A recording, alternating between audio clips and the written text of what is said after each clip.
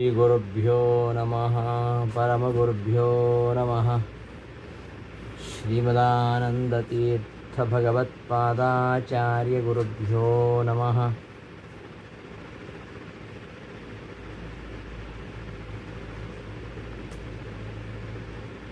ವ್ಯಾಸಾಯ ಭವನಾಶಾಯ ಶ್ರೀಶಾಯ ಗುಣರಾಶಯೇ ಹೃದ್ಯಾಯ ಶುದ್ಧವಿದ್ಯಾಯ ಮಧ್ವಾಯ ಚ ನಮೋ ನಮಃ. ವಿಶ್ವಸ್ಯೋದಯಮಾತನೋತಿ ತದನುತ್ರಾಣಂ ವಿಧತ್ತೆ ಪುನಃ ಸೌಖ್ಯಾಪ್ತೀತರಹಾನಿ ಸಾಧನಮರಂ ಭಕ್ತಿಶ್ರುತೀಃ ವ್ಯಂಜಯನ್ ಸ್ವಾಪಂ ಪ್ರಾಪಯತಿ ಶ್ರಮಾಪಹೃತಯೇ ಕಲ್ಪಾವಸಾನೆ ಚ ಯಃ ತಂ ದೇವಂ ಪಿತರಂ ಪತಿಂ ಗುರುತಮಂ ವಂದೇ ರಮಾವಲ್ಲಭಂ. ಲಸತು ಶ್ರೀಮದಾನಂದತೀರ್ಥೇಂದುರ್ನೋ ಹೃದಂಬರೆ ಯದ್ವಜಶ್ಚಂದ್ರಿಕಾ ಸ್ವಾಂತಸಂತಾಪಂ ವಿನಿಕೃಂತತಿ. ಪದವಾಕ್ಯಪ್ರಮಾಣಜ್ಞಾನ್ ಪ್ರಣಮ್ಯ ಶಿರಸಾ ಗುರೂನ್ ವ್ಯಾಕರಿಷ್ಯೇ ಯಥಾಬೋಧಂ ವಿಷ್ಣುತತ್ವವಿನಿರ್ಣಯಂ. ಸದಾಗಮೈಕವಿಜ್ಞೇಯಂ ಸಮತೀತಕ್ಷರಾಕ್ಷರಂ ನಾರಾಯಣಂ ಸದಾ ವಂದೇ ನಿರ್ದೋಷಾಶೇಷಸದ್ಗುಣಂ. ಶ್ರೀ ಗುರುಭ್ಯೋ ನಮಃ. ಆತ್ಮೀಯರೇ, ವಿಷ್ಣುತ್ವ ವಿನಿರ್ಣಯ ಪಾಠಕ್ಕೆ ಸುಸ್ವಾಗತ. ಆರಂಭದಲ್ಲಿ ಶ್ರೀಮದ್ ಜಯತೀರ್ಥರು ಮಂಗಳಾಚರಣೆಯನ್ನು ಮಾಡಿ ಶ್ರೀಮದಾಚಾರ್ಯರ ಮಂಗಳಾಚರಣೆಯ ಶ್ಲೋಕವಾಗಿರತಕ್ಕಂತಹ ಸದಾಗಮೈಕ ವಿಜ್ಞೇಯಂ ಸಮತೀತಕ್ಷರಾಕ್ಷರಂ ನಾರಾಯಣಂ ಸದಾ ವಂದೇ ನಿರ್ದೋಷಾಶೇಷ ಸದ್ಗುಣಂ ಎಂಬ ಮಂಗಳ ಶ್ಲೋಕವನ್ನು ಗ್ರಂಥಾದಿಯಲ್ಲಿ ನಿಬಂಧನೆ ಮಾಡಿದ್ದಾರೆ. ಇಲ್ಲಿ ಈ ಪರಮಾತ್ಮನ ಲಕ್ಷಣ, ಆ ಲಕ್ಷಣ ಅಸಂಭಾವಿತ ಅಲ್ಲ, ಅದಕ್ಕೆ ಪ್ರಮಾಣ ಇದೆ ಎಂಬ ಮೂರು ಅಂಶಗಳನ್ನು ಇಲ್ಲಿ ತಿಳಿಸಿದರು. ನಿರ್ದೋಷಾಶೇಷ ಸದ್ಗುಣಂ ಎಂಬ ಪದದಿಂದ ಭಗವಂತನ ಲಕ್ಷಣ ಏನು ಎಂಬುದನ್ನು ತಿಳಿಸಿದರು. ಅಂತಹ ಒಬ್ಬ ವ್ಯಕ್ತಿ ಅಸಂಭಾವಿತ ಅಂತ ಅಸಂಭಾವನಾ ಶಂಕೆ ಬಂದಾಗ ಅದಕ್ಕೆ ಸಮತೀತ ಕ್ಷರಾಕ್ಷರಂ ಎಂಬ ವಿಶೇಷಣ ಕೊಡುವ ಮೂಲಕವಾಗಿ ಅಸಂಭಾವಿತ ಅಲ್ಲ ಎಂಬುದಾಗಿ ಶಂಕೆ ಪಡಬೇಕಾಗಿಲ್ಲ ಎಂಬುದನ್ನು ಪರಿಹಾರ ಮಾಡಿದರು. ಇನ್ನು ಇಂತಹ ಪರಮಾತ್ಮನನ್ನು ತಿಳ್ಕೊಳ್ಳೋದು ಹೇಗೆ? ಆಗಮದಿಂದಲೇ ಅವುಗಳನ್ನು ತಿಳ್ಕೊಳ್ಬೇಕು ಅಂತ ಹೇಳಿದರು. ಸದಾಗಮೈಕ ವಿಜ್ಞೇಯಂ ಎಂಬಲ್ಲಿ ಸದಾಗಮೈಕ ವಿಜ್ಞೇಯ, ಕೇವಲ ಆಗಮಗಳಿಂದ ಮಾತ್ರ ಇವನು ತಿಳಿಯಲ್ಪಡ್ತಕ್ಕಂಥವ, ಇನ್ಯಾವುದರಿಂದಲೂ ತಿಳಿಯಲ್ಪಡ್ತಕ್ಕಂಥವನಲ್ಲ. ಅಲ್ಲಿ ಸದಾಗಮೈಕ ವಿಜ್ಞೇಯ ಎಂಬ ಪದ ಸರಿಯಾ ಎಂಬ ಪ್ರಶ್ನೆ. ಸದಾಗಮೈಕ ವಿಜ್ಞೇಯಂ ಅನ್ನೋದು ಸರಿಯೋ ಅಥವಾ ಸದೈಕಾಗಮ ವಿಜ್ಞೇಯಂ ಅಂತ ಹೇಳೋದು ಸರಿಯೋ? ಸದೈಕಾಗಮ ವಿಜ್ಞೇಯಂ ಅಂತ ಹೇಳಿದ್ರು ಛಂದೋಭಂಗ ಏನಾಗೋದಿಲ್ಲ, ಸದಾಗಮೈಕ ವಿಜ್ಞೇಯಂ ಅಂತ ಹೇಳಿದ್ರು ಏನು ಛಂದೋಭಂಗ ಆಗೋದಿಲ್ಲ. ಆದರೆ ಹೀಗೆ ಹೇಳಿದ್ರೆ ಔಚಿತ್ಯ ಏನು? ಸದಾಗಮೈಕ ವಿಜ್ಞೇಯಂ ಅಂತಲೇ ಯಾಕೆ ಹೇಳಿದರು? ಸದೈಕಾಗಮ ವಿಜ್ಞೇಯ ಅಂತ ಯಾಕೆ ಹೇಳಲಿಲ್ಲ? ವಾಸ್ತವಿಕವಾಗಿ ಸದೈಕಾಗಮ ವಿಜ್ಞೇಯಂ ಅಂತ ಹೇಳುವಂಥದ್ದೇ ಸರಿ ವ್ಯಾಕರಣದ ಪ್ರಕಾರ ಅಂತ ಹೇಳ್ತಾರೆ. ಸದೈಕಾಗಮ ವಿಜ್ಞೇಯಂ ಯಾಕೆಂದರೆ ಸಂಖ್ಯಾವಾಚಕ ಶಬ್ದ ಮೊದಲು ಬರಬೇಕು. ಸಂಖ್ಯಾವಾಚಕವಾಗಿರತಕ್ಕಂತಹ ಶಬ್ದ ಅದು ಮೊದಲು ಬರಬೇಕು ಅಂತ ನಿಯಮ ಇದೆ.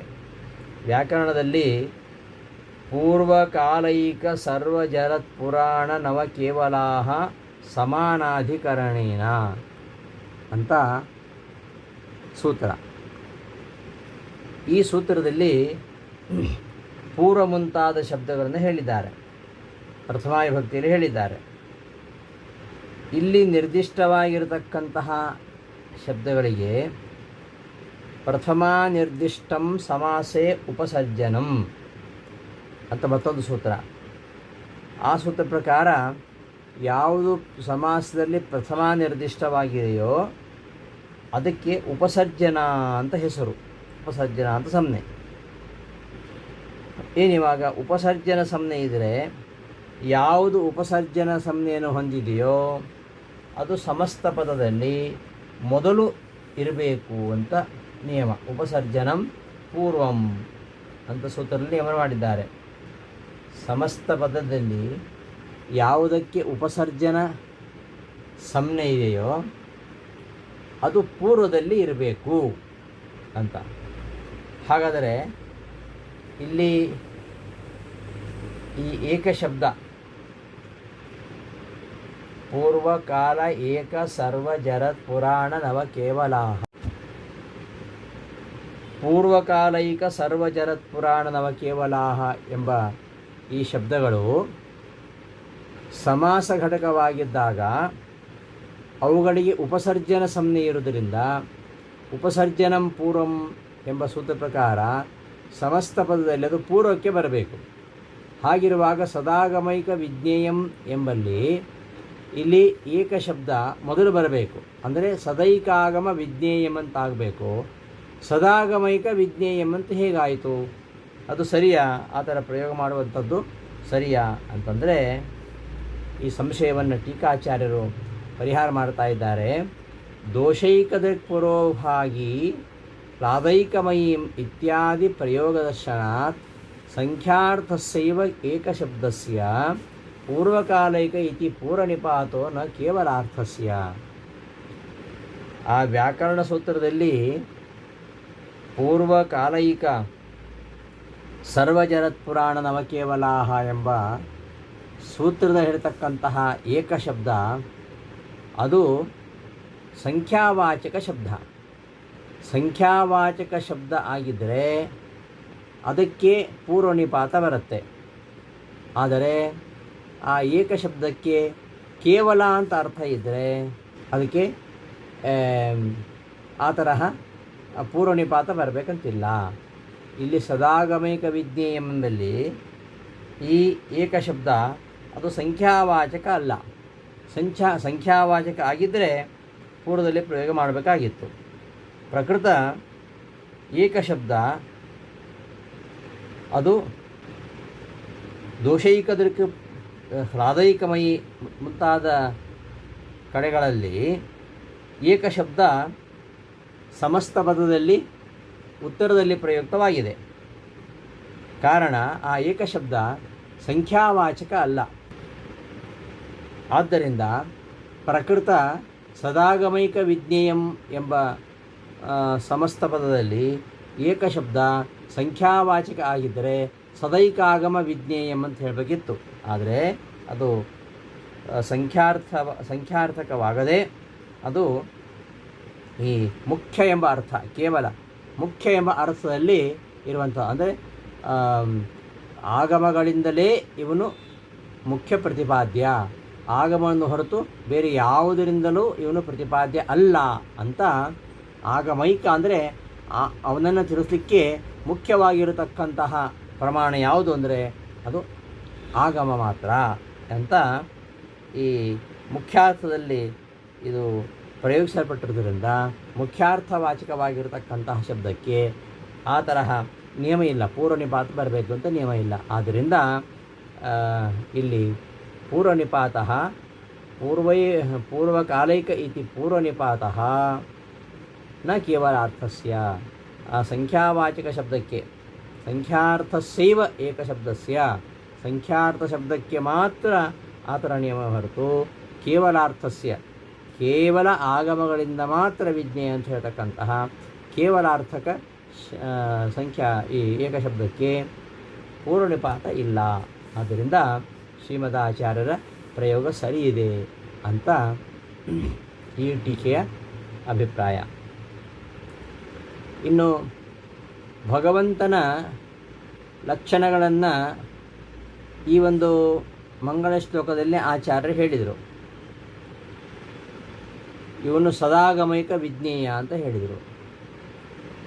ಆಗಮ ಈ ಪರಮಾತ್ಮನನ್ನು ಹೇಗೆ ತಿಳಿಸುತ್ತೆ ಅಂದರೆ ಲಕ್ಷಣ ಮುಖೇನೈವ ತಿಳಿಸುತ್ತೆ. ಆದ್ದರಿಂದ ಆಚಾರ್ಯರಲ್ಲಿ ನಿರ್ದೋಷಾಶೇಷ ಸದ್ಗುಣಂ ಎಂಬ ಲಕ್ಷಣವನ್ನು ಹೇಳ್ತಿದ್ದಾರೆ. ಲಕ್ಷಣ ಮೂಲಕವಾಗಿ ಹೇಳ್ತಾ ಇದ್ದಾರೆ. ಯಾಕೆ ಅಂದರೆ ಈ ಆಗಮಗಳು ಪರಮಾತ್ಮನನ್ನು ತಿಳಿಸೋದು ಲಕ್ಷಣಗಳ ಮೂಲಕವಾಗಿ ಹೊರತು ಇನ್ಯಾವುದರಿಂದಲೂ ಅಲ್ಲ. ಶೃಂಗೇ ಕರ್ಣೇವಾ ಗೃಹೀತ್ವಾ ಗಾಮಿವ ನ ಆಗಮಃ ನಾರಾಯಣಂ ಗಮಯತಿ ಕಿಂತು ಲಕ್ಷಣ ಮುಖೇನೈವ. ಈ ಪದ್ಯದಲ್ಲಿ ಲಕ್ಷಣ, ಸಂಭಾವನಾ, ಪ್ರಮಾಣ ಮೂರನ್ನು ಹೇಳ್ತಾ ಇದ್ದಾರೆ. ಪರಮಾತ್ಮನ ಲಕ್ಷಣ ನಿರ್ದೋಷಾಶೇಷ ಸದ್ಗುಣಂ. ಅಂತಹ ವ್ಯಕ್ತಿ ಇರಲಿಕ್ಕೆ ಸಾಧ್ಯನಾ ಅಂತ ಸಂಭಾವನಾ, ಅದು ಸಮಜಿತಕ್ಷರಾಕ್ಷರಂ. ಇಂತಹ ಪರಮಾತ್ಮನ ಯಾವ ಥರ ತಿಳ್ಕೊಳ್ಬೇಕು, ಯಾವುದನ್ನು ತಿಳ್ಕೊಳ್ಬೇಕು ಅನ್ನೋದಕ್ಕೆ ಪ್ರಮಾಣ ಸದಾಗಮಕ ವಿಜ್ಞೇಯಂ. ಮೂರನ್ನು ಕೂಡ ಲಕ್ಷಣ, ಸಂಭಾವನ, ಪ್ರಮಾಣಾನಾಂ ತ್ರಯಾಣಾನಮಪಿ ಕಥನಂ ಯುಕ್ತಂ. ಮೂರನ್ನು ಹೇಳಿದ್ದು ಸರಿ. ಲಕ್ಷಣ ಮಾತ್ರ ಅಲ್ಲ, ಮೂರನ್ನು ಹೇಳಿದ್ದು ಸರಿ. ಈ ಆಗಮಗಳು ಈ ಹಸುವನ್ನು ಹಿಡಿದು ಪರಿಚಯಿಸ್ತಾರಲ್ಲ, ಹಸುವಿನ ಕೊಂಬನ್ನು, ಹಸುವಿನ ಕಿವಿಯನ್ನು ಹಿಡಿದು ಇದು ಹಸು ಅಂತ ತಿಳಿಸುವ ಹಾಗೆ ಆಗಮ ನಾರಾಯಣನನ್ನು ತಿಳಿಸುವುದಿಲ್ಲ. ಅದು ಲಕ್ಷಣ ಮುಖಾಂತರವೇ ತಿಳಿಸುವಂಥದ್ದು. ಈ ಲಕ್ಷಣ ಮುಖಾಂತರವೇ ತಿಳಿಸುವಾಗ ಆ ಲಕ್ಷಣ ಅದು ಅಪ್ರಮಿತವಾಗಿದ್ದರೆ, ಪ್ರಮಾಣ ವಿರುದ್ಧವಾಗಿದ್ದರೆ ಆಗ ಲಕ್ಷ್ಯ ಯಾವುದು ಅಂತ ನಮಗೆ ಗೊತ್ತಾಗುವುದಿಲ್ಲ. ಲಕ್ಷ್ಯ ಅಂದರೆ ಯಾವುದರ ಲಕ್ಷಣವನ್ನು ಹೇಳ್ತೇವೆಯೋ ಅದು ಲಕ್ಷ್ಯ. ಒಂದು ವಸ್ತುವಿನ ಪರಿಚಯ ಮಾಡುವಂಥದ್ದು, ಅದು ಹೇಗಿದೆ ಅಂತ ತಿಳಿಸುವಂಥದ್ದು ಲಕ್ಷಣ. ಯಾವುದರ ಲಕ್ಷಣವನ್ನು ನಾವು ಹೇಳುತ್ತೇವೆಯೋ ಅದನ್ನು ಲಕ್ಷ್ಯ ಅಂತಾರೆ. ಆ ಲಕ್ಷ್ಯವನ್ನು ಲಕ್ಷಣ ಹೇಳಬೇಕಾದರೆ ಆ ಲಕ್ಷಣ ಪ್ರಮಾಣ ಪ್ರಮಿತವಾಗಿರಬೇಕು, ಪ್ರಮಾಣಬದ್ಧವಾಗಿರಬೇಕು. ಅದು ಅಪ್ರಮಿತವಾಗಿದ್ದರೆ ಲಕ್ಷಣ ಅದು ಲಕ್ಷ್ಯವನ್ನು ನಿರ್ಧಾರ ಮಾಡಲಿಕ್ಕೆ ಸಮರ್ಥವಾಗುವುದಿಲ್ಲ. ಆದ್ದರಿಂದ ನಾರಾಯಣನು ಆಗಮಗಳಿಂದ ವೇದ್ಯ ಅಂತ ಹೇಳಿದ್ದಾರೆ. ಆಗಮಗಳಿಂದ ವೇದ್ಯ ಆದ್ದರಿಂದ ಇಂತಹ ಆಗಮ ಪ್ರಮಾಣಗಳಿಂದ ಪ್ರಮಿತವಾಗಿರತಕ್ಕಂತಹ ಏನು ಲಕ್ಷಣ ಇದೆ, ನಿರ್ದೋಷಾಶೇಷ ಸದ್ಗುಣಂ, ಆ ಲಕ್ಷಣ ಲಕ್ಷ್ಯವಾಗಿರತಕ್ಕಂತಹ ಪರಮಾತ್ಮನನ್ನು ತಿಳಿಸಲಿಕ್ಕೆ ಸಮರ್ಥವಾಗತ್ತೆ. ಇಲ್ಲಿ ಯಾವುದು ಪ್ರಮಾಣದಿಂದ ಪ್ರಮಿತವಾಗಿರುತ್ತೋ ಅದು ಯಾವತ್ತೂ ಅಸಂಭಾವಿತ ಅಂತ ಶಂಕೆ ಮಾಡಲಿಕ್ಕೆ ಬರಲ್ಲ. ಅದು ಪ್ರಮಾಣ ಪ್ರಮಿತವಾಗಿದೆ. ಇಂತಹ ವ್ಯಕ್ತಿ ಇರಲಿಕ್ಕೆ ಸಾಧ್ಯನಾ ಅಂದರೆ ಯಾಕೆ ಸಾಧ್ಯ ಇಲ್ಲ? ಅದು ಪ್ರಮಾಣದಿಂದ ಸಿದ್ಧವಾಗಿದೆ. ಪ್ರಮಾಣ ಆಗಿರುವುದರಿಂದ ಪ್ರಮಾಣ ಪ್ರಮಿತವಾಗಿದ್ದರೂ ಕೂಡ ಇದು ಅಸಂಭಾವಿತ ಅಂತ ಶಂಕೆ ಮಾಡಿ ನಿರಾಕರಣೆ ಮಾಡಲಿಕ್ಕೆ ಬರೋದಿಲ್ಲ. ಯಾಕೆಂದರೆ ಅಂತಹ ಲಕ್ಷ್ಯ ಪದಾರ್ಥಗಳು ಇವೆ ಅಂತ ಹೇಳಿಕೆ ಹೊರಟಿದ್ದಾರೆ. ಶೃಂಗೇ ಕರ್ಣೇವ ಗೃಹೀತ್ವ, ಕೊಂಬನ್ನೋ ಅಥವಾ ಕಿವಿಯನ್ನು ಗೃಹೀತ್ವ ಹಿಡಿದು ಗಾಮಿವ ಆ ಹಸುವನ್ನು ಪರಿಚಯಿಸುವಂತೆ ಆಗಮಃ ವೇದವು ನಾರಾಯಣಂ ಪರಮಾತ್ಮನನ್ನು ನ ಗಮಯತಿ ತಿಳಿಸುವುದಿಲ್ಲ. ಕಿಂತು ಆದರೆ ಲಕ್ಷಣ ಮುಖೇನೈವ ಲಕ್ಷಣ ಮೂಲಕವಾಗಿಯೇ ತಿಳಿಸುವಂಥದ್ದು. ಲಕ್ಷಣವೂ ಕೂಡ ಲಕ್ಷಣಮಪಿ ನ ಅಪ್ರಮಿತಂ, ಅಪ್ರಮಿತವಾಗಿದ್ದರೆ ಅದು ಪ್ರಮಾಣ ಪ್ರಮಿತವಾಗಿಲ್ಲ ಅಂತಾದರೆ ಅದು ಲಕ್ಷ್ಯ ನಿರ್ಧಾರಣವನ್ನು ಮಾಡುವುದಿಲ್ಲ. ಲಕ್ಷ್ಯ ನಿರ್ಧಾರಣಸ್ಯ ನ ಇಷ್ಟೇ, ಆ ಲಕ್ಷ್ಯವನ್ನು ಅದು ಬೋಧಿಸಲಿಕ್ಕೆ, ಲಕ್ಷ್ಯದ ನಿರ್ಧಾರ ಮಾಡಲಿಕ್ಕೆ ಅದು ಸಮರ್ಥ ಆಗುವುದಿಲ್ಲ ಅಪ್ರಮಿತವಾಗಿದ್ದರೆ. ಅಂತಹ ವಸ್ತುಗಳು ಇವೆಯಾ ಅಂದರೆ ಸಂತಿ ತೇಪಿ ಅರ್ಥಾ ಯೇ ಪ್ರಮಾಣ ಪ್ರಮಿತಾ ಅಸಂಭಾವನೆಯ ಅಪೋದ್ಯಂತೆ. ಪ್ರಮಾಣ ಪ್ರಮಿತವಾಗಿದ್ದರೂ ಕೂಡ ಕೆಲವು ಅಸಂಭಾವನಾ ಶಂಕೆಯಿಂದ ನಿರಾಕೃತವಾಗಿದ್ದು ಉಂಟು. ಪ್ರಮಾಣ ಪ್ರಮಿತವಾಗಿವೆ, ಪ್ರಮಾಣ ಪ್ರಮಿತವಾಗಿದ್ದರೂ ಕೂಡ ತೇಪಿ ಅರ್ಥ, ಅಂತಹ ಅರ್ಥಗಳು ಅಸಂಭಾವನೆಯ ಆಪೋದ್ಯಂತೆ, ಅಸಂಭಾವನಾ ಶಂಕೆಯಿಂದ ನಿರಾಕೃತವಾಗಿದ್ದು ಉಂಟು. ಅಂತಹ ಪದಾರ್ಥಗಳು ಇವೆ. ಯಾವುದು ಅಂದರೆ ಯಥಾ, ಹೇಗೆಂದರೆ ದೇವಗವಾನಾಂ ಉತ್ತಮಾನಾಂ ವಹನಂ ಅಂತ ಬರುತ್ತೆ. ದೇವಗವಾನಾಂ ಉತ್ತಮಾನಾಂ ವಹನಂ, ದೇವಲೋಕದ ಗೋವುಗಳು ತಲೆ ಕೆಳಗಾಗಿ ಹೊರತವೆ ಅಂತ. ಇದು ಪ್ರಮಾಣ ಪ್ರಮಿತವಾಗಿದೆ, ಆದರೂ ಸಂಭಾವಿತ ಅಲ್ಲ. ಹೀಗೆ ಪ್ರಮಾಣ ಪ್ರಮಿತವಾಗಿದ್ದರೂ ಈ ಅಸಂಭಾವಿತವಾಗಿವೆ ಅಂತ ನಿರಾಕೃತವಾಗಿರತಕ್ಕಂತಹ ವಿಷಯಗಳು ಉಂಟು. ಆದರೆ ಇಲ್ಲಿ ಆ ತರಹ ಒಂದು ಅಪ್ರಮಾಣ ಶಂಕೆಯನ್ನು ಮಾಡಲಿಕ್ಕಿಲ್ಲ. ಯಾಕೆಂದರೆ ಯುಗಪತ್ ಅಣುತ್ವ ಮಹತ್ವಾದೀನಾಂ ಅಸಂಭಾವನೆಯ ಅಪವಾದೋ ಮಾಶಂಕಿ. ಏಕಕಾಲದಲ್ಲಿ ಒಬ್ಬನೇ ವ್ಯಕ್ತಿಯಲ್ಲಿ ಅಣುತ್ವ ಮಹತ್ವ ಇವುಗಳನ್ನು ಹೇಳುತ್ತೆ. ಅಣೋರಣೀಯಾನ್ ಮಹತೋ ಮಹೀಯಾನ್ ಇತ್ಯಾದಿ ಕಡೆಗಳಲ್ಲಿ ಒಬ್ಬನೇ ವ್ಯಕ್ತಿಯಲ್ಲಿ ಏಕಕಾಲದಲ್ಲಿ ಅಣುತ್ವ ಮಹತ್ವಗಳನ್ನು ವೇದ ಹೇಳುತ್ತೆ. ಆದ್ದರಿಂದ ಇಂತಹ ಶ್ರುತ್ಯಾದಿಗಳು ಹೇಳ್ತಕ್ಕಂತಹ ವಿಚಾರಗಳು ಅಸಂಭಾವಿತ ಅಂತ ಶಂಕೆ ಮಾಡೋದು ಬೇಡ ಎಂಬ ವಿಚಾರವನ್ನು ಇಲ್ಲಿ ತಿಳಿಸ್ತಾ ಇರೋದು. ಅಪವಾದ ಮಾ ಶಂಕಿ, ಅಂತಹ ಶಂಕೆಯನ್ನು ಮಾಡೋದು ಬೇಡ ಎಂಬ ದೃಷ್ಟಿಯಿಂದ ಆಚಾರ್ಯರು ಲಕ್ಷಣನೂ ಹೇಳಿದರು, ಸಂಭಾವನಾನೂ ಹೇಳಿದರು, ಪ್ರಮಾಣವೂ ಹೇಳಿದರು. ಲಕ್ಷಣ ನಿರ್ದೋಷ ಶೇಷ ಸದ್ಗುಣಂ. ಇಂತಹ ಒಬ್ಬ ವ್ಯಕ್ತಿ ಇರಲಿಕ್ಕೆ ಸಾಧ್ಯವ ಅಂದರೆ ಖಂಡಿತ ಸಾಧ್ಯ ಇದೆ, ಅಸಂಭಾವಿತ ಅಲ್ಲ. ಯಾಕೆ ಅಂದರೆ ಅವ ನಮ್ಮ ನಿಮ್ಮ ಹಾಗೆ ಅಲ್ಲ, ಅವ ಎಲ್ಲರನ್ನು ಮೀರಿ ನಿಂತಿದ್ದಾನೆ, ಅವನು ಸಮತೀತಕ್ಷರಾಕ್ಷರನಾಗಿದ್ದಾನೆ. ಅಂತಹ ವ್ಯಕ್ತಿ ನಾವು ತಿಳ್ಕೊಳ್ಳೋದು ಹೇಗೆ? ಅದಕ್ಕೆ ಪ್ರಮಾಣ ಏನು ಅಂತಂದರೆ ಸದಾಗಮೈಕ ವಿಜ್ಞೇಯಂ, ಸದಾಗಮಗಳೇ ಪ್ರಮಾಣ ಅಂತ. ಹೀಗೆ ಈ ಲಕ್ಷಣ, ಸಂಭಾವನ, ಪ್ರಮಾಣ ಇವು ಮೂರನ್ನೂ ಹೇಳುವ ಮೂಲಕವಾಗಿ ಇಂತಹ ಶಂಕೆಯನ್ನು ಆಚಾರ್ಯರು ಪರಿಹಾರ ಮಾಡಿದ್ದಾರಾದ್ದರಿಂದ ಈ ಮೂರನ್ನು ಹೇಳಿದ್ದು ಇಲ್ಲಿ ಅತ್ಯಂತ ಯುಕ್ತವಾಗಿದೆ ಅಂತ ಈ ಒಂದು ಟೀಕೆಯ ಅಭಿಪ್ರಾಯ ಅಂತ ಹೇಳ್ತಾ, ಇನ್ನು ಮಂಗಳಾಚರಣೆ ಮಧ್ವಾಚಾರ್ಯರು ಮಾಡಿದ್ದಾರಲ್ಲ, ಹೌದು, ಪ್ರಮಾಣ ಪ್ರಮಿತವಾಗಿದೆ, ಸರಿ, ಮಂಗಳಾಚರಣೆ ಮಾಡಿದ್ದಾರೆ, ದೇವತಾ ವಂದನೆ ಮಾಡಿದ್ದಾರೆ. ಮಂಗಳಾಚರಣೆ ಮಾಡಬೇಕಾ? ಮಂಗಳಾಚರಣೆ ಮಾಡಬೇಕಂತೇನು? ಮಂಗಳಾಚರಣೆ ಮಾಡಿದರೂ ಕೆಲವು ಗ್ರಂಥಗಳು ಸಮಾಪ್ತಿಯಾಗಿಲ್ಲ, ಮಂಗಳಾಚರಣೆ ಮಾಡದೇ ಇದ್ದರೂ ಕೆಲವು ಗ್ರಂಥಗಳು ಸಮಾಪ್ತಿಯಾಗಿವೆ. ಹಾಗಾದರೆ ಮಂಗಳಾಚರಣೆ ಗ್ರಂಥ ಸಮಾಪ್ತಿಯ ಕಾರಣ ಅಂತ ಸಿದ್ಧ ಆಗ್ತದ? ಈ ಅನ್ವಯ ವ್ಯತಿರೇಕದಿಂದ ಮಂಗಳ ಸತ್ವೇ ಸಮಾಪ್ತಿ ಸತ್ವಂ, ಮಂಗಳಾಭಾವೇ ಸಮಾಪ್ತಿಯ ಭಾವ. ಮಂಗಳ ಮಾಡಿದರೆ ಅಲ್ಲಿ ಸಮಾಪ್ತಿಯಾಗಿರಬೇಕು, ಮಂಗಳ ಮಾಡಿಲ್ಲ ಅಂತಾದರೆ ಅಲ್ಲಿ ಸಮಾಪ್ತಿ ಆಗಿರಬಾರ್ದು. ಹಾಗೆಯೇ ಅನ್ವಯ ವ್ಯತಿರೇಕದಿಂದ ತತ್ಸತ್ವೇ ತತ್ಸತ್ವಂ ತದಭಾವೇ ತದಭಾವ, ಹೀಗೆ ಅನ್ವಯ ವ್ಯತಿರೇಕಗಳಿಂದ ಎರಡು ವಸ್ತುಗಳಿಗೆ ಇದು ಕಾರ್ಯ ಇದು ಕಾರಣ ಅಂತ ಸಿದ್ಧವಾಗುತ್ತೆ. ಹೀಗಿರುವಾಗ ಸಮಾಪ್ತಿಗೆ ಮಂಗಳ ಕಾರಣ ಅಂತ ಪ್ರಮಿತವಾಗಿದ್ದರೆ ಮಂಗಳಾಚರಣೆ ಮಾಡುವಂಥದ್ದು ಸರಿ. ಆದರೆ ಮಂಗಳಾಚರಣೆ ಮಾಡಿದರೂ ಕೆಲವು ಕಡೆ ಗ್ರಂಥ ಸಮಾಪ್ತಿ ಆಗಿಲ್ಲ. ಬಾಣಭಟ್ಟನ ಕಾದಂಬರಿಯಲ್ಲಿ ಮಂಗಳಾಚರಣೆ ಇದೆ, ಆದರೆ ಅಲ್ಲಿ ಗ್ರಂಥ ಸಮಾಪ್ತಿ ಆಗಿಲ್ಲ. ಹಾಗಾದರೆ ಮಂಗಳಾಚರಣೆ ಅದು ಗ್ರಂಥ ಸಮಾಪ್ತಿಗೆ ಸಾಧನ ಅಂತ ಆಗಲಿಲ್ಲ ಅಂತ ಆಗುತ್ತೆ. ಇನ್ನು ಮಂಗಳಾಚರಣೆ ಮಾಡಿಲ್ಲ ಅಂತಾದರೆ ಗ್ರಂಥ ಸಮಾಪ್ತಿ ಯಾವತ್ತೂ ಆಗಬಾರ್ದು. ಆದರೆ ಕಿರಣಾವಳಿ ಗ್ರಂಥ ಅಲ್ಲಿ ಮಂಗಳಾಚರಣೆ ಇಲ್ಲದೇ ಇದ್ದರೂ ಕೂಡ ಅದು ಗ್ರಂಥ ಸಮಾಪ್ತಿ ಆಗಿದೆ. ಹಾಗಾದರೆ ತತ್ಸತ್ವೇ ತತ್ಸತ್ವಂ, ಮಂಗಳಸತ್ವೇ ಸಮಾಪ್ತಸತ್ವಂ ಕಾದಂಬರಿಯಲ್ಲಿಲ್ಲ.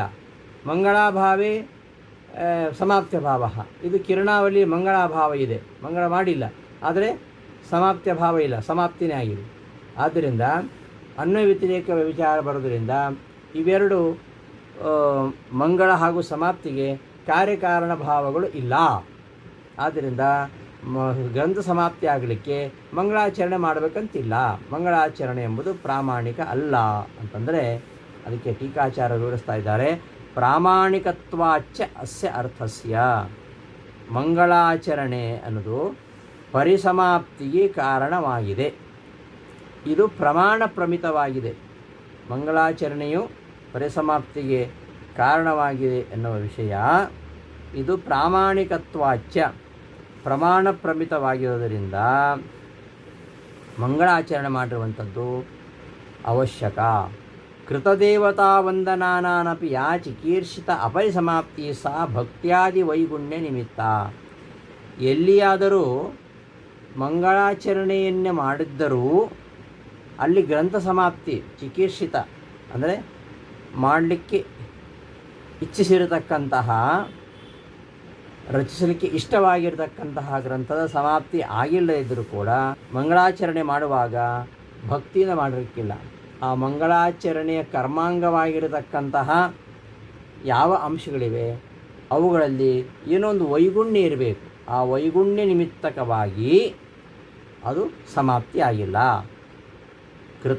ಕೃತದೇವತಾ ವಂದನಾನಾಮಪಿ ದೇವತೆಗಳಿಗೆ ವಂದನೆ ಮಾಡಿದ್ದರೂ ಕೂಡ ಅಂತಹ ಗ್ರಂಥ ಚಿಕೀರ್ಷಿತ ಅಪರಿಸಮಾಪ್ತಿ ಗ್ರಂಥ ರಚಿಸಲು ಇಚ್ಛಿಸ್ತಕ್ಕಂತಹ ಆ ಗ್ರಂಥ ಪರಿಸಮಾಪ್ತಿ ಆಗದೇ ಇರಲಿಕ್ಕೆ ಏನು ನಿಮಿತ್ತ ಅಂದರೆ ಭಕ್ತ್ಯಾದಿ ವೈಗುಣ್ಯ ನಿಮಿತ್ತ.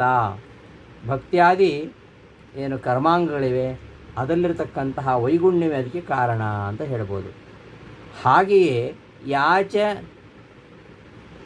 ತತ್ಕೃತ ದೇವತಾ ವಂದನಾನಾಮಪಿ ಯಾತು ಅಕೃತ ದೇವತಾ ವಂದನಾನಾಮಪಿ ಸಮಾಪ್ತಿ ಸಾ ಅದೃಷ್ಟಾಂತರಾಯತ್ತ. ಕೆಲವು ಕಡೆ ಮಂಗಳಾಚರಣೆ ಮಾಡಿಲ್ಲ, ಕಿರಣಾವಳಿ ಮಂಗಳಾಚರಣೆ ಮಾಡಿಲ್ಲ, ಮಂಗಳಾಚರಣೆ ಮಾಡಿದರೂ ಕೂಡ ಅಲ್ಲಿ ಪರಿಸಮಾಪ್ತಿಯನ್ನು ಕಂಡಿದೆಯಲ್ಲ, ಅಲ್ಲಿ ಬೇರೆ ಕಾರಣ, ಬೇರೆ ಅದೃಷ್ಟದಿಂದ ಅಂದರೆ ಆ ಸಮಾಪ್ತಿ ಕಾರಣವಾಗಿರ್ತಕ್ಕಂತಹ ಯಾವುದೊಂದು ಪುಣ್ಯಾಂತರ ಅದರ ಬಲದಿಂದ ಅಲ್ಲಿ ಸಮಾಪ್ತಿಯಾಗಿದೆ ಅಂತ ನಾವು ಊಹಿಸ್ಕೊಳ್ಬೇಕು. ಶ್ರೇಯಾಂಸಿ ಬಹುವಿಘ್ನಾನಿ ಇತಿ ವಿಘ್ನಾನಾಂ ಶ್ರೇಯಾಂಸಿ ಬಹುವಿಘ್ನಾನಿ. ಯಾವುದೇ ಒಳ್ಳೆ ಕೆಲಸ ಮಾಡಬೇಕು ಅಂತಾದರೆ ವಿಘ್ನಗಳು ಜಾಸ್ತಿ, ಮಂಗಳ ಕಾರ್ಯಕ್ಕೆ ವಿಘ್ನ ಜಾಸ್ತಿ. ಈ ಒಂದು ಪ್ರಮಾಣ ಇರೋದರಿಂದ ವಿಘ್ನಗಳು ಸಂಭಾವಿತವಾಗಿರೋದರಿಂದ ಆ ಸಂಭಾವಿತ ದೋಷ ಪರಿಹಾರ ಅದು ಅವಶ್ಯಕವಾಗಿರೋದರಿಂದ ಅದರ ನಿವಾರಣೆಗೆ ಈ ಮಂಗಳಾಚರಣೆ ಮಾಡುವಂಥದ್ದು ಯೋಗ್ಯವೇ ಆಗಿದೆ. ಶ್ರೇಯಾಂಸಿ ಬಹುವಿಘ್ನಾನಿ ಇತಿ ವಿಘ್ನಾನಾಂ ಸಂಭಾವಿತತ್ವಾತ್.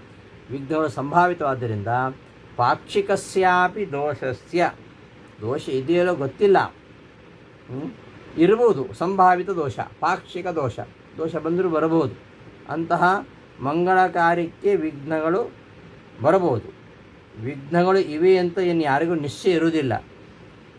ವಿಘ್ನ ಇದೆ ಅಂತ ನಿಶ್ಚಿತವಾದರೆ ಅದರ ನಿವಾರಣೆಗೆ ಯತ್ನ ಮಾಡಬಹುದು. ಆದ್ದರಿಂದ ಮಂಗಳಾಚರಣೆ ಸರಿಯಲ್ಲ ಅಂತ ಹೇಳೋದು ಸರಿಯಲ್ಲ.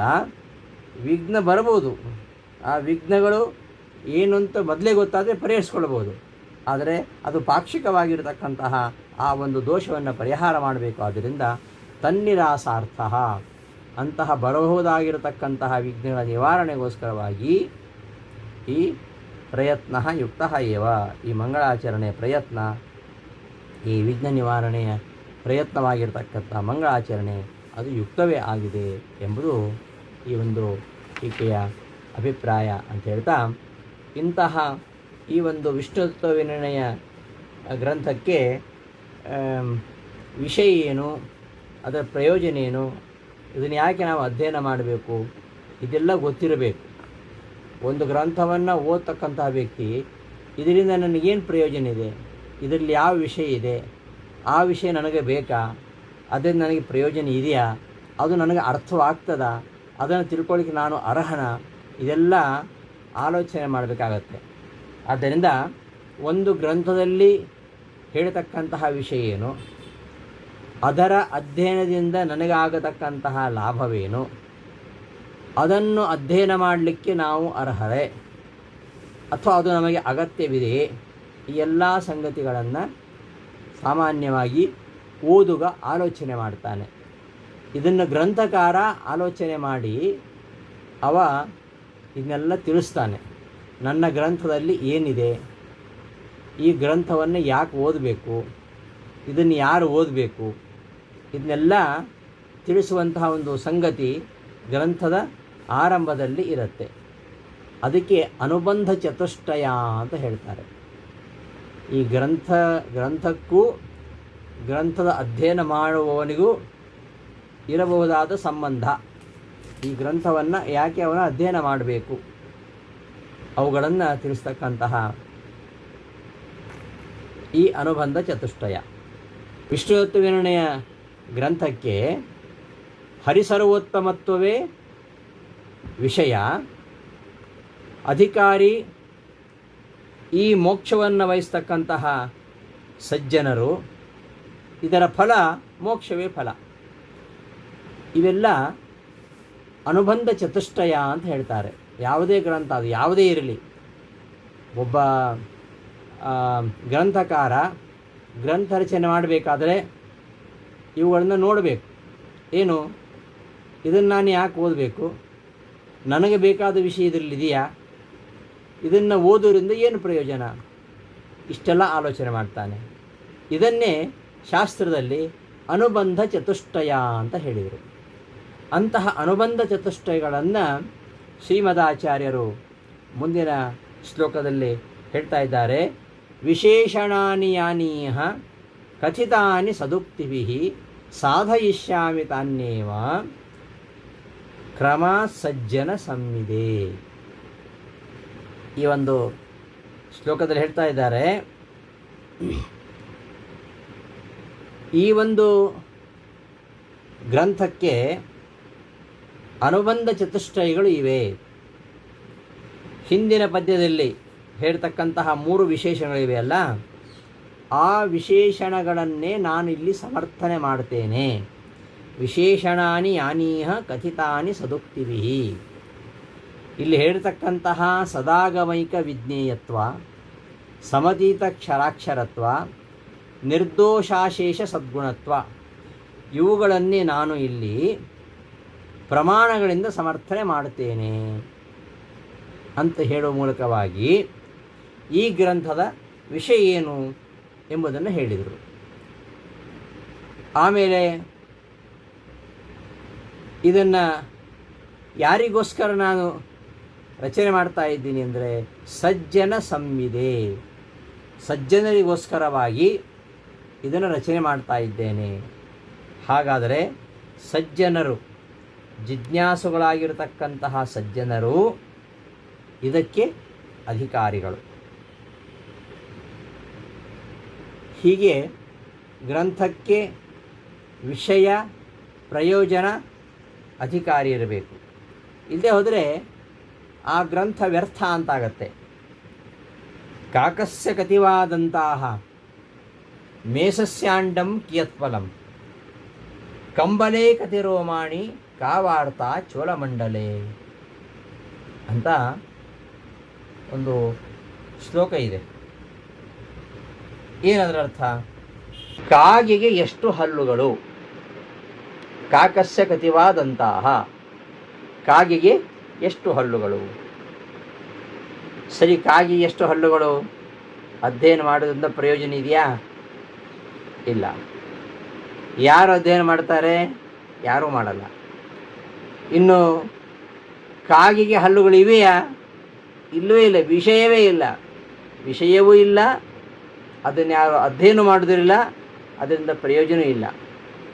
ಆದ್ದರಿಂದ ಆ ತರಹ ವಿಷಯವೂ ಪ್ರಯೋಜನವೂ ಅಧಿಕಾರಿಯೂ ಇಲ್ಲದಂತಹ ಗ್ರಂಥ ನಿಷ್ಫಲ. ಕಾಕಸ್ಯ ಕತಿವಾದಂತಹ ಮೇಷಸ್ಯ ಅಂಡಂ ಕಿಯತ್ಫಲಂ.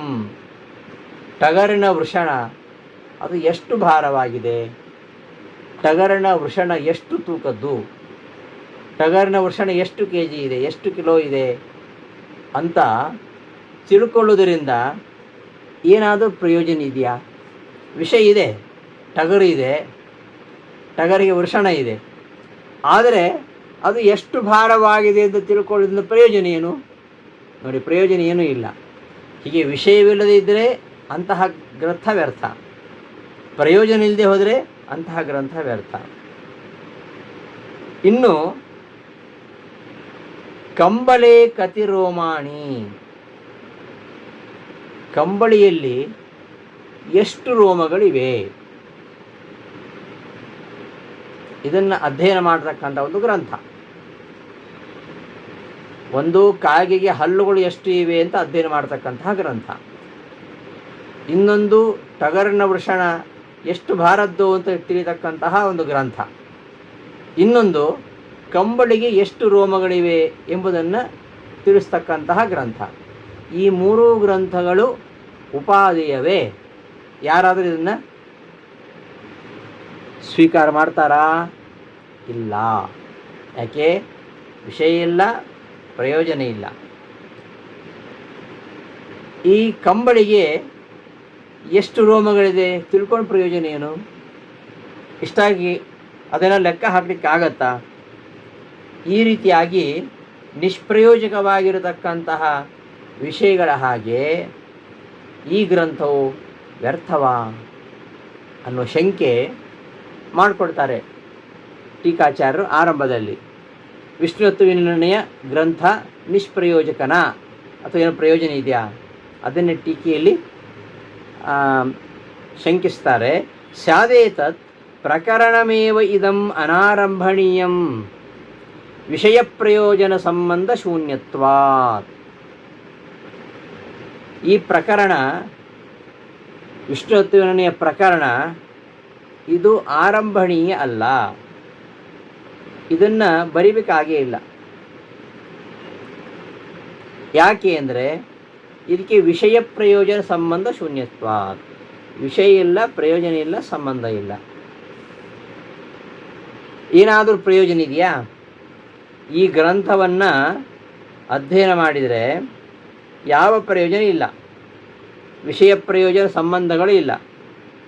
ಆದ್ದರಿಂದ ಎಲ್ಲರಿಗೂ ಗೊತ್ತಿರತಕ್ಕಂತಹ ವಿಷಯವನ್ನು ಹೇಳಿದರೆ ಅಂತಹ ಮಾತಿಗೆ, ಅಂತಹ ಗ್ರಂಥಕ್ಕೆ ಏನು ಬೆಲೆ ಇದೆಯಾ? ನಮ್ಮ ಕಣ್ಣಿಗೆ ಕಾಣ್ತಾ ಇದೆಯಪ್ಪ ಒಂದು ಘಟ, ಒಂದು ಮಡಿಕೆ ನಮ್ಮ ಕಣ್ಣಿಗೆ ಕಾಣ್ತಾ ಇದೆ. ಅದನ್ನು ತಿಳಿಸ್ತಕ್ಕಂಥ ವಾಕ್ಯ, ಓ ಇದು ಘಟ, ಇದು ಮಡಿಕೆ ಅಂತ ಹೇಳಿದರೆ ಆ ಮಾತಿಗೆ ಏನಾದರೂ ಬೆಲೆ ಇದೆಯಾ? ಗೊತ್ತಿಲ್ವಾ? ನೋಡಿದರೆ ನಮಗೆ ಗೊತ್ತಾಗುತ್ತೆ ಅದು ಮಡಿಕೆ ಅಂಥೇಳಿ.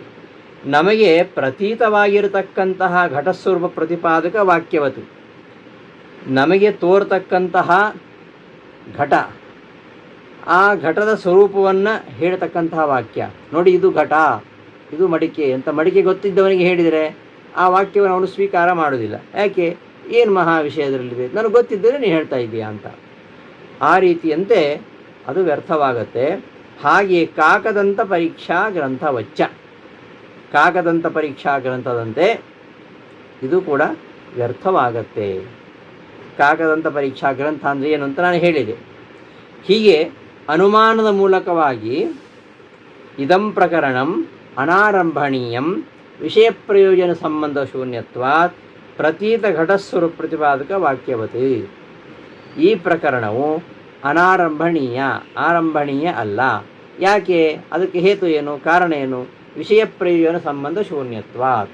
ವಿಷಯ ಪ್ರಯೋಜನ ಸಂಬಂಧ ಇಲ್ಲ. ಆದ್ದರಿಂದ ವಿಷಯ ಪ್ರಯೋಜನ ಸಂಬಂಧ ಇಲ್ಲ. ಆದ್ದರಿಂದ ಕಾಕದಂತ ಪರೀಕ್ಷಾ ಗ್ರಂಥ ಹೇಗೆ ವ್ಯರ್ಥವೋ ಹಾಗೆ ಈ ಗ್ರಂಥದಲ್ಲಿ ಕೂಡ ವಿಷಯ ಪ್ರಯೋಜನ ಸಂಬಂಧಗಳು ಇಲ್ಲದೇ ಇರೋದರಿಂದ ಈ ಗ್ರಂಥ ವ್ಯರ್ಥ ಅಂತ ಈ ಒಂದು ಅನುಮಾನದ ಮೂಲಕವಾಗಿ ಗ್ರಂಥವೈಯರ್ಥ್ಯವನ್ನು ಟೀಕಾಚಾರ್ಯರು ಶಂಕಿಸ್ತಾ ಇದ್ದಾರೆ. ಸಹಿ ಶಾಸ್ತ್ರಸ್ಯ ವಿಷಯ ಭವತಿ ಯಹ ಅಜ್ಞಾತಃ ಸಂದಿಗ್ಧಃ ವಿಪರ್ಯಸ್ತೋ ವಾ. ಒಂದು ಗ್ರಂಥ ಬರಿಬೇಕಾದ್ರೆ ಆ ಒಂದು ಶಾಸ್ತ್ರಕ್ಕೆ ವಿಷಯ ಯಾವುದಾಗಬೇಕು? ಅದು ಯಾರಿಗೆ ಗೊತ್ತಿರಬಾರದು. ಗೊತ್ತಿದ್ದ ವಿಷಯ ಹೇಳಿದರೆ ಅಯ್ಯೋ ಗೊತ್ತಿದ್ದೇನೆ ಹೇಳಿದ್ದಾನೆ, ಏನು ಮಹಾ ಅದರಲ್ಲಿ ಅಂತ. ನಮಗೆ ಗೊತ್ತಿರದ ವಿಷಯವನ್ನು ಆ ಗ್ರಂಥ ಹೇಳಬೇಕು. ಆಮೇಲೆ ನಮಗೆ ವಿಷಯ ಗೊತ್ತಿದೆ, ಆದರೆ ತುಂಬ ಸಂದೇಹಗಳಿವೆ. ನನಗೆ ಬಂದಿರತಕ್ಕಂತಹ ಈ ವಿಷಯದಲ್ಲಿ ನನಗೆ ಬಂದಿರತಕ್ಕಂತಹ ಸಮಸ್ಯೆಗಳನ್ನು ಪರಿಹಾರ ಮಾಡಲಿಕ್ಕೆ ಯಾವುದಾದರೂ ಇಲ್ಲಿ ಅಂಶಗಳಿವೆಯಾ ಅಂತ ಅನಿಸಿದರೆ ಅವನು ಆ ಗ್ರಂಥದಲ್ಲಿ ಪ್ರವೇಶ ಮಾಡ್ತಾನೆ. ಹಾಗೆ ಸಂದೇಹ ಇರಬೇಕು. ಇಲ್ಲದೆ ಹೋದರೆ ವಿಪರ್ಯಸ್ತೋವ, ವಿರುದ್ಧವಾಗಿ, ಏನು ನಾನು ತಿಳ್ಕೊಂಡಿದ್ದು ಹೀಗೆ, ಇದು ವಿರುದ್ಧವಾಗಿ ಹೇಳ್ತಾ ಇದೆ. ಹಾಗಾದರೆ ಏನು, ನಾ ತಿಳ್ಕೊಂಡಿದ್ದು ಸರಿಯೋ ಇವ್ರು ತಿಳ್ಕೊಂಡಿದ್ದು ಸರಿಯೋ? ಹೀಗೆ ನನ್ನ ತಿಳುವಳಿಕೆಗೆ ವಿರುದ್ಧವಾಗಿರತಕ್ಕಂತಹ ವಿಚಾರ ಇರುವುದರಿಂದ ಇದನ್ನು ನಾನೊಮ್ಮೆ ಅಧ್ಯಯನ ಮಾಡಬೇಕು ಅಂತ ಪ್ರವೃತ್ತಿ ಆಗುತ್ತೆ. ಹೀಗೆ ಸಹಿ ಶಾಸ್ತ್ರಸ್ಯ ವಿಷಯ, ಅದು ಶಾಸ್ತ್ರಕ್ಕೆ ವಿಷಯವಾಗತ್ತೆ. ಯಾವುದಂದರೆ ಅಜ್ಞಾತಃ ಸಂದಿಗ್ಧಃ ವಿಪರ್ಯಸ್ತೋವಾ, ಅದು ಅಜ್ಞಾತವಾಗಿರಬೇಕು, ಅದರ ವಿಷಯ ನಮಗೆ ಗೊತ್ತಿರಬಾರ್ದು, ಅಥವಾ ಸಂದೇಹಾಸ್ಪದವಾಗಿರಬೇಕು, ಅಥವಾ ವಿರುದ್ಧವಾಗಿ ಹೇಳಿರಬೇಕು, ಆಗ ಅದು ಶಾಸ್ತ್ರಕ್ಕೆ ವಿಷಯವಾಗತ್ತೆ. ಆದರೆ ಅಸ್ಯ ವಿಷಯತ್ವೇನ ಅಭಿಮತಃ ನಾರಾಯಣ ಸರ್ವಸಮ್ಮತಃ ಏವ, ಈ ಗ್ರಂಥಕ್ಕೆ ವಿಷಯವಾಗಿರತಕ್ಕಂತಹ ನಾರಾಯಣ ಬಗ್ಗೆ ಯಾರಿಗೂ ಗೊತ್ತಿಲ್ಲ, ಎಲ್ಲರಿಗೂ ನಾರಾಯಣ ಸಮ್ಮತನಾಗಿದ್ದಾನೆ. ಆದ್ದರಿಂದ ನಾರಾಯಣ ಎಲ್ಲರಿಗೂ ಸಮ್ಮತ ಆಗಿದ್ದರಿಂದ ಗ್ರಂಥದ ವಿಷಯವಾಗಿರತಕ್ಕಂತಹ ನಾರಾಯಣ ಅವನು ಈ ಗ್ರಂಥಕ್ಕೆ ಅವನು ವಿಷಯ ಅಲ್ಲ. ಯಾಕೆ? ಅಜ್ಞಾತವಾದ ವಿಷಯ ಅಲ್ಲ, ನಮಗೆಲ್ಲರಿಗೂ ಗೊತ್ತಿರತಕ್ಕಂತಹ ವಿಷಯವೇ. ಹಾಗಿರುವಾಗ ವಿಷಯ ಅನ್ನೋದು ಇಲ್ಲಿ ಇಲ್ಲ ಅಂತಾಯಿತು. ನಮಗೆ ಗೊತ್ತಿಲ್ಲದ ವಿಷಯವನ್ನು ಇಲ್ಲಿ ಆಚಾರ್ಯ ಹೇಳ್ತಾ ಇಲ್ಲ ಅಂತಾಯಿತು. ಸರಿ ಆಯಿತು, ಇದನ್ನು ಓದೋದ್ರಿಂದ ಏನು ಪ್ರಯೋಜನ? ಮೋಕ್ಷ ಅಂತ ಹೇಳ್ತೀರಾ? ಈ ಗ್ರಂಥ ಅಧ್ಯಯನ ಮಾಡಿದರೆ ಪ್ರಯೋಜನ ಮೋಕ್ಷ. ಆ ಮೋಕ್ಷ ಕರ್ಮದಿಂದಲೇ ಸಿಗ್ತದಲ್ಲ.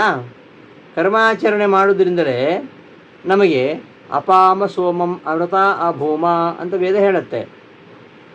ಸೋಮಪಾನ ಮಾಡೋಣ, ಮುಕ್ತರಾಗೋಣ ಅಂತ.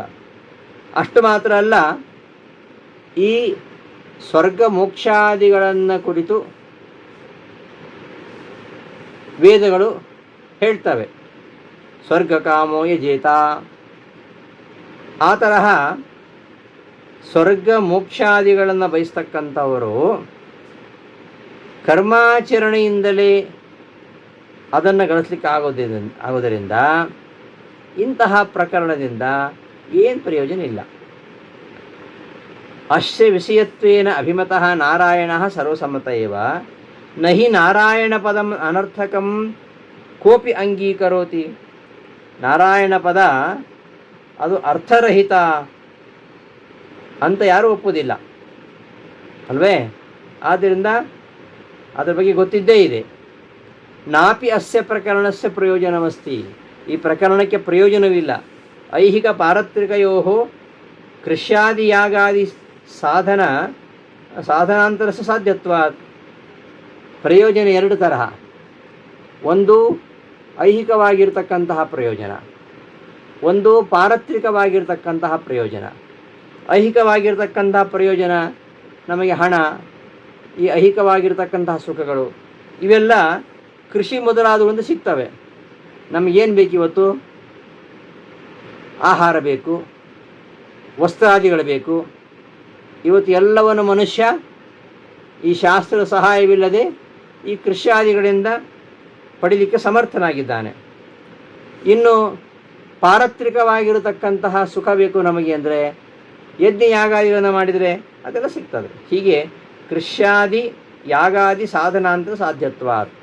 ಐಹಿಕವಾದದ್ದು ಕೃಷ್ಯಾದಿಗಳಿಂದ ನಮಗೆ ದೊರೀತದೆ. ಇನ್ನು ಸ್ವರ್ಗಾದಿಗಳು ಪಾರತ್ರಿಕ ಫಲವು ಅದು ಈ ಯಾಗ ಮೊದಲಾದವನ್ನು ಮಾಡೋದ್ರಿಂದ ಸಿಗ್ತದೆ. ಹೀಗಿರುವುದರಿಂದ ಏನು ಪ್ರಯೋಜನ ಇಲ್ಲ. ವಿಷಯ ಪ್ರಯೋಜನ ಅಧ್ಯಯನ ಮಾಡತಕ್ಕಂತಹ ಅಧಿಕಾರಿಗಳಿಲ್ಲ. ಪರಸ್ಪರ ಸಂಬಂಧಗಳು ಕೂಡ ಇಲ್ಲ. ಈ ಗ್ರಂಥಕ್ಕೆ ಮೋಕ್ಷದ ಸಂಬಂಧವಿಲ್ಲ. ಈ ಗ್ರಂಥವು ಮೋಕ್ಷದ ಉಪಾಯವನ್ನು ತಿಳಿಸಿದರೂ ಇದಕ್ಕೆ ಪ್ರಯೋಜನ ಇಲ್ಲ.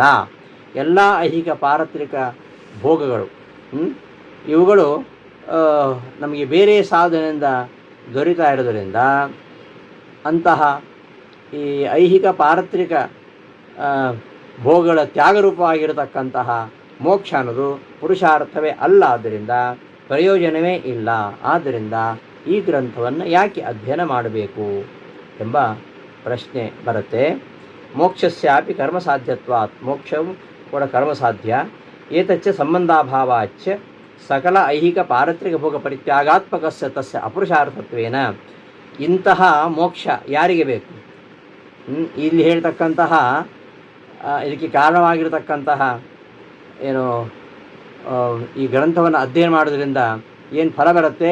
ಮೋಕ್ಷ. ಆ ಮೋಕ್ಷ ಪುರುಷಾರ್ಥ. ಅದು ಯಾವ ಪುರುಷಾರ್ಥ? ಎಲ್ಲ ಐಹಿಕ ಪಾರತ್ರಿಕ ಭೋಗಗಳನ್ನು ತ್ಯಾಗ ಮಾಡತಕ್ಕಂತಹ ಮೋಕ್ಷ ಅನ್ನೋದು ಅದು ಪುರುಷಾರ್ಥವೇ ಅಲ್ಲ. ಆದ್ದರಿಂದ ಅದಕ್ಕೆ ಯಾರೂ ಕೂಡ ಅಧಿಕಾರಿಗಳು ಇಲ್ಲ. ಅದು ಪುರುಷಾರ್ಥವೇ ಅಲ್ಲ ಅಂತಾದ್ದರಿಂದ ಪುರುಷಾರ್ಥವಲ್ಲದನ್ನು ಯಾರು ಬಯಸ್ತಾರೆ? ಅಧಿಕಾರಿಗಳಿಲ್ಲ. ಆದ್ದರಿಂದ ಈ ಗ್ರಂಥವನ್ನು ರಚನೆ ಮಾಡಬೇಕಾಗಿಲ್ಲ. ಸುಮ್ಮನೆ ಮಧ್ವಾಚಾರ್ಯರು ವ್ಯರ್ಥವಾಗಿ ಈ ಗ್ರಂಥವನ್ನು ರಚನೆ ಮಾಡ್ತಾ ಇದ್ದಾರೆ ಅಂತ ಸಂದೇಹ ಬರುತ್ತೆ. ಸಕಲ ಐಹಿಕ ಪಾರತ್ರಿಕ ಭೋಗ ಪರಿತ್ಯಾಗಾತ್ಮಕಸ್ಯ, ಸಕಲ ಐಹಿಕವಾದ ಪಾರತ್ರಿಕವಾಗಿರತಕ್ಕಂತಹ ಸಕಲ ಐಹಿಕ ಪಾರತ್ರಿಕ ಭೋಗ ಪರಿತ್ಯಾಗ ರೂಪವಾಗಿರತಕ್ಕಂತಹ ಮೋಕ್ಷ ಅನ್ನೋದು ಅದು ಅಪುರುಷಾರ್ಥತ್ವೇನ, ಅದು ಪುರುಷಾರ್ಥವೇ ಅಲ್ಲ. ಆದ್ದರಿಂದ ನಿರಧಿಕಾರಿತ್ವಾಪತ್ತೇಶ್ಚ, ಅದಕ್ಕೆ ಯಾರು ಅಧಿಕಾರಿಗಳಿಲ್ಲ. ಪುರುಷಾರ್ಥವೇ ಅಲ್ಲಂತಾದಮೇಲೆ ಅದಕ್ಕೆ ಅಧಿಕಾರಿಗಳಿಲ್ಲ. ಆದ್ದರಿಂದ ಈ ಗ್ರಂಥ ಅನಾರಂಭಣೀಯ, ಈ ಗ್ರಂಥವನ್ನು ಬರೆದದ್ದು ವ್ಯರ್ಥ ಅಂತ ಸಂದೇಹ ಬರುತ್ತೆ. ಅದಕ್ಕೆ ಆಚಾರ್ಯ ಏನು ಮಾಡಿದರು ಅಂದರೆ, ಮಂಗಳಾಚರಣೆ ಆದ ಕೂಡಲೇ ಈ ಶ್ಲೋಕ ಹೇಳಿದರು. ಇಷ್ಟೆಲ್ಲ ಸಂದೇಹ ಬರುತ್ತೆ, ಅದರ ನಿವಾರಣೆಗೋಸ್ಕರವಾಗಿ ಹೇಳ್ತಿದ್ದಾರೆ. ವಿಶೇಷಣಾನಿ ಯಾನೀಯ ಕಥಿತಾನಿ ಸದುಕ್ತಿಭಿಃ ಸಾಧಯಿಷ್ಯಾಮಿ ತಾನ್ಯೇವ ಕ್ರಮ ಸಜ್ಜನ ಸಂವಿದೆ. ಈ ಮಂಗಳ ಶ್ಲೋಕದಲ್ಲಿ ಯಾವ 3 ವಿಶೇಷಣಗಳು ಉಕ್ತವಾಗಿವೆಯೋ ಅವುಗಳನ್ನೇ ನಾನು ಸದುಕ್ತಗಳಿಂದ ಕ್ರಮವಾಗಿ ಸಜ್ಜನರ ಅರಿವಿಗೋಸ್ಕರವಾಗಿ ಸಮರ್ಥನೆ ಮಾಡ್ತಾ ಹೋಗ್ತೇನೆ ಅಂತ ಹೇಳಿ, ಆ ಅನುಬಂಧ ಚತುಷ್ಟಯಗಳು ಹೇಗಿವೆ ಈ ಶ್ಲೋಕದಲ್ಲಿ ಅದನ್ನು ಇಲ್ಲಿ ಟೀಕಾಚಾರ್ಯರು ವಿವರಿಸ್ತಾರೆ. ಈ ಶ್ಲೋಕದಲ್ಲಿ ಕಾಣುವಂಥದ್ದು ಹಿಂದಿನ ಶ್ಲೋಕದಲ್ಲಿ ಏನು ವಿಶೇಷಗಳನ್ನು ಹೇಳಿದ್ದೇನೆ ಅವುಗಳನ್ನು ಸಜ್ಜನರಿಗೋಸ್ಕರವಾಗಿ ಸದೋಕ್ತಿಗಳಿಂದ ನಾನು ಸಮರ್ಥನೆ ಮಾಡ್ತಾ ಹೋಗ್ತೇನೆ ಅಷ್ಟೇ ಹೇಳ್ತಾರೆ. ಆದರೆ ಬಂದಿರತಕ್ಕಂತಹ ಶಂಕೆ, ಈ ಗ್ರಂಥ ಆರಂಭಣೀಯವ ಎಂಬ ಶಂಕೆಗೆ ಮಧ್ವಾಚಾರ್ಯರು ಈ ಶ್ಲೋಕದಲ್ಲಿ ಏನು ಉತ್ತರ ಕೊಡ್ತಾ ಇದ್ದಾರೆ ಎಂಬುದನ್ನು ಟೀಕಾಚಾರ್ಯರು ನಿರೂಪಿಸ್ತಾರೆ. ಏತದ್ವಿಶೇಷಣವತಿ ಚ ನಾರಾಯಣೇ ಸಂತೇವ ಅಜ್ಞಾನ ಸಂದೇಹ ವಿಪ್ರತಿಪತ್ತಯಃ ಇತ್ಯನೇನ ವಿಷಯೋ ದರ್ಶಿತಃ. ಈ ಶ್ಲೋಕದಲ್ಲಿ ಶ್ರೀಮದಾಚಾರ್ಯರು ಈ ಅನುಬಂಧ ಚತುಷ್ಟಯ ಅಂತೇನು ಹೇಳ್ತೇವೆ, ವಿಷಯ, ಪ್ರಯೋಜನ, ಸಂಬಂಧ, ಅಧಿಕಾರಿ, ಇವುಗಳು ಹೇಗಿವೆ ಎಂಬುದನ್ನು ಅವರು ವ್ಯಾಖ್ಯಾನಿಸುವ ಮೂಲಕವಾಗಿ ಹೇಳ್ತಾ ಹೋಗ್ತಾರೆ. ಆ ವಿಚಾರವನ್ನು ಮುಂದಿನ ಪಾಠದಲ್ಲಿ ನೋಡೋಣ ಅಂತ ಹೇಳ್ತಾ ಈ ದಿನದ ವಿಷ್ಣು ತತ್ವನಿರ್ಣಯ ಪಾಠವನ್ನು ಸಮಾಪ್ತಿಗೊಳಿಸ್ತೇನೆ. ಶ್ರೀಕೃಷ್ಣ ಅರ್ಪಣಮಸ್ತು, ಮಧ್ವೇಶ ಅರ್ಪಣಮಸ್ತು. ಧನ್ಯವಾದಗಳು.